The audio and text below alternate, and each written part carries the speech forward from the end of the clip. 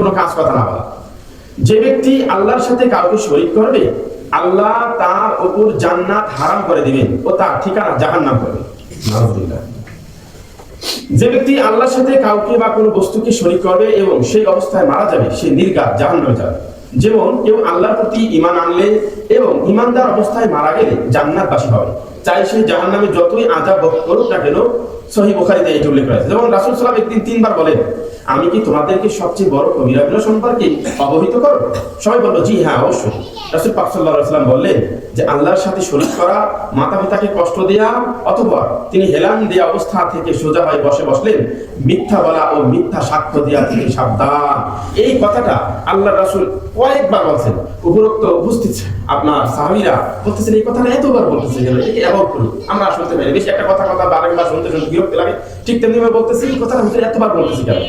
একটা কথাকে এতবার বলার কারণ হচ্ছে বেশিটাকে প্রায়োরিটি দেওয়া, গুরুত্ব দেওয়া, এটাকে জোরালো ভাবে দেওয়ার জন্য আল্লাহ রাসূল বারবার বলছেন মিথ্যা বলা ও মিথ্যা সাক্ষ্য দেয়া থেকে সাবধান। কবিরা গুনার কথা, যে কথা তিনটা কবিরা গুনার কথা বলছে, একটা হচ্ছে আল্লাহ তাআলার সাথে শরীক করা, মাতা-পিতাকে কষ্ট দেওয়া, আর মিথ্যা সাক্ষ্য দেওয়া এবং মিথ্যা কথা বলা। মিথ্যা সাক্ষ্য, মিথ্যা কথা তাকে বেশি গুরুত্ব দিয়েছেন আল্লাহ। সাবধান। এই মিথ্যা সাক্ষ্য অনেক সময় আমরা দেই, একটা কথা বলি, একটা কাজ করি, কিন্তু আমরা আবার ওই ব্যক্তিত্বকে জন্য ক্ষুণ্ণ না হয়, নিজের ব্যক্তিত্ব ঠিক রাখার জন্য আবার এটাকে ঘুরে না, আমি এটা করি না, আমি তো করি না, আমি তো দেখিনি, আবার অন্যের উপরে দোষ চাপিয়ে দেওয়া। নিজেকে সংযত করার জন্য, নিজেকে সেফটি করার জন্য নিজের দোষটা অন্যের উপরে চাপিয়ে দেওয়া, মিথ্যা সাক্ষ্য দেওয়া গেল। তাহলে আমরা মিথ্যা সাক্ষ্য থেকে ভালোই থাকবো, যে আমাদের ভয়াবহ অবস্থা হবে। তো রাসূল পাক সাল্লাল্লাহু আলাইহি ওয়াসাল্লাম বলেন, তোমরা 7টি ধ্বংসাত্মক 7টি সর্বনাশা থেকে হেফাজত থাকো, যেটা ওই আমি আগেই বলেছি এই বিষয়টা।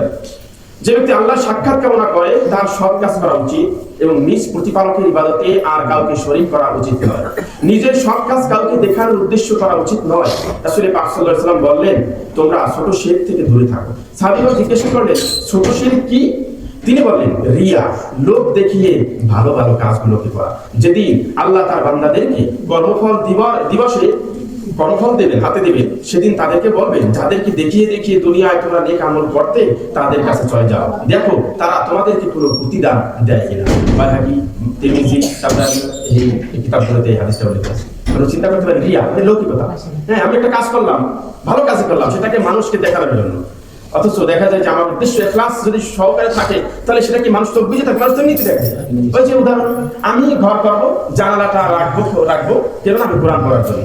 তাহলে আমি যদি এই উদ্দেশ্য থাকে যে আমি কোরআন পড়বো, আলো আসবে, এই আমি আলো দেখে আমি কোরআন তেলাওয়াত করবো, তাহলে আপনার বাতাস আটকে কি বন্ধ থাকে? তাহলে আপনার ওই উদ্দেশ্য নিয়তের কারণে আল্লাহ তাআলার কাছে একটা যাচা পাইলেন, উত্তম প্রতিদান পাইলেন। জানালাটা করা হলো, এটা আরো 10টা হলো, এবং আপনার বাতাস কিন্তু বন্ধ করে না, বাতাসও আসলো। তাহলে এরকম প্রত্যেকটা কাজে আমরা ভালো, এটা তো ছোট্ট বিষয়। রিয়া বলতে যেটা লৌকিকতা, যেমন আমি একটা কাজ করলাম, নামাজ পড়লাম বা তাসবিহ আদায় করলাম বা জিকির করলাম, আমি ইসলামিক লেবাস পরিধান করলাম, এই বিষয়গুলোকে যদি আল্লাহ তাআলা সন্তুষ্টির উদ্দেশ্য হয়ে থাকে, তাহলে মানুষকে চোখ বুঝে থাকবে, অবশ্যই দেখবে। তাহলে আমি যদি মানুষকে দেখানোর উদ্দেশ্য লোক দেখানো যদি থাকে, তাহলে আল্লাহ তাআলা যেমন ফেরেশতারা, 2টা ফেরেশতা কম্পিটিশন করে, নিয়ে যায় এই ভালো আমলটুকু, তখন আল্লাহ তাআলা বলে এটা আমার জন্য করা হয়নি, এটা লোক দেখানো হয়েছে, তুমি এই আমলটুকু তার মুখের উপর নিক্ষেপ করে দাও, এটা আমার অনুপ্রেরণার জন্য যদি ই করি যে আমি কোরআন শরীফ আরেকজন দেখে হেও পড়বে, অনুপ্রেরণা এটাই তো ভালো উদ্দেশ্য, তো লোক দেখানো না যে আমার কোরআন তেলাওয়াতের জন্য কোরআন তেলাওয়াত শুনে দেখাই দেবে না, অনুপ্রেরণা দিতে কেমন না। ওই যে আবেদ আলী নামাজে দাঁড়াইছে কক্সবাজারের সমুদ্র সৈকতে ছবি তুলছে গাড়ির মধ্যে, ওইটাই একটা। যে তো এই যে শিরকের বিষয়গুলো আমরা খেয়াল রাখবো। রিয়া কোনো সময় লৌকিকতা করবো, কোনো কাজ করবো লৌকিকতা করবো না। মানুষকে দেখানো কোনো ইবাদত করলে আল্লাহ তাআলা এটাকে নিক্ষেপ করে তার মুখের উপরে ফেলে দেয়, আল্লাহ তাআলা কবুল করে না। যে ব্যক্তি কোনো কাজ করে এবং তাতে আমি অতীত অন্য কাউকে শরীক করে, তার কাজ যাকে শরীক করেছে তার সে কাজের সাথে আমার কোনো সম্পর্ক নাই, এটা তার কাছে নিক্ষেপ করে দেওয়া। যে ব্যক্তি মানুষকে শোনায়, আল্লাহ তার বেলায় মানুষকে শোনায়, আর যে ব্যক্তি মানুষকে দেখায়, আল্লাহ তার সাথে লোক দেখানো আচরণ করেন। বুখারী মুসলিম। লোক দেখানো কোনো বিষয়কে কেন্দ্র করে আমরা করবো না, যে কোনো বিষয় হতে পারে। তো হত্যা বা খুন করা, যে ব্যক্তি ইচ্ছাকৃতভাবে, আল্লাহ তাআলা বলতেছেন, যে ব্যক্তি ইচ্ছাকৃতভাবে কোনো মুমিনকে হত্যা করবে তার পরিণাম জাহান্নাম, সেখানে সে চিরদিন থাকবে, আল্লাহ তার উপর ক্রুদ্ধ হন, অভিসম্পাত করে এবং তার জন্য ভয়ঙ্কর আযাব প্রস্তুত করে রেখেছেন। সূরা নিসায় আল্লাহ তাআলা বলতেছেন, যে ব্যক্তি মুমিনকে হত্যা করে, কোনো মুমিনকে হত্যা করলো, তার স্থান চিরস্থায়ী জাহান্নাম বানিয়ে দিল। নাউযুবিল্লাহ। আর যারা বৈধ কারণ ছাড়া আল্লাহ কর্তৃক নিষিদ্ধ প্রাণকে হত্যা করে না এবং ব্যভিচার করে না, আর যারা ওসব অপকর্ম করে তারা হয় মহাপাপী, তার জন্য আযাব দ্বিগুণ করা হবে এবং সে অপমানিত হয়ে সেখানে চিরদিন অবস্থান করবে। অবশ্য যে ব্যক্তি তওবা করে, ঈমান আনে, সৎ কাজ করে, তার কথা ভিন্ন। সূরা মায়েদায় এই কথাগুলোকে বলেছে।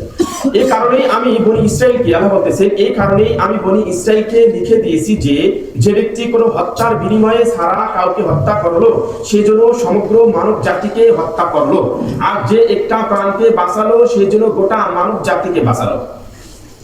একটা ব্যক্তিকে হত্যা করা বলতে সকল পৃথিবীর সকল মানুষ হত্যা করা হচ্ছে, সূরা মায়েদা বলছে। আর কোন একটা প্রাণকে বাঁচালো সেই জন্য গোটা পৃথিবীর মানুষকে বাঁচিয়ে দিল।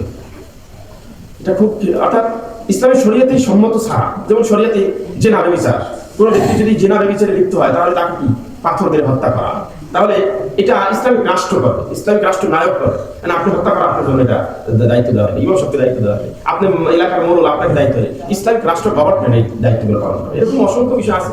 আর প্রত্যেকটা ক্ষেত্রে দেখবেন যে ইসলামিক রাষ্ট্রের সাথে প্রতিটা ইসলামিক আইনের সাথে সম্পর্ক। কেসাস এটা কি পালন করে? চুরি করছে, হাত কাটতে কে? আপনি হাত কাটতে রাষ্ট্রনায়ক। তাহলে একবার যদি এরকম ঘটনা হয়ে থাকে যে রাষ্ট্রনায়ক কি করছে, হাত কেটে দিয়েছে, তাহলে ওই রাষ্ট্রে আর কোনো অন্যায় চুরি করবে না। এই জন্য আমরা ইসলামিক আইন রাষ্ট্র এটা কায়েম করার লক্ষ্যে আমরা দাবিত হবো, অগ্রসর হবো। কায়েম করার জন্য লক্ষ্য থাকে, উদ্দেশ্য আমাদের কোরআনের আইন কিভাবে বাস্তবায়ন দেশে করা যায়, এটা আপনার প্রচেষ্টা থাকে। ইনশাআল্লাহ একটা না একটা দিন আপনার আদায় হবে, আল্লাহ তাআলা বিজয় আল্লাহ তাআলা করবেই, কিন্তু এই প্রচেষ্টা আপনাকে সংঘবদ্ধ থাকতে হবে। আল্লাহ তাআলা আমাদের সকলকে বুঝার তৌফিক দান করুন। এই কবিরা গুনাহ থেকে হেফাজত রাখুন। প্রত্যেকটা মানুষ আমরা যেন কবিরা গুনাহ থেকে সেফটি থাকি, তাহলে আল্লাহ তাআলা সগীরা গুলোকে মাফ করে দিবেন। আল্লাহ তাআলা আমাদের কবিরা গুনাহ থেকে হেফাজত রাখুন।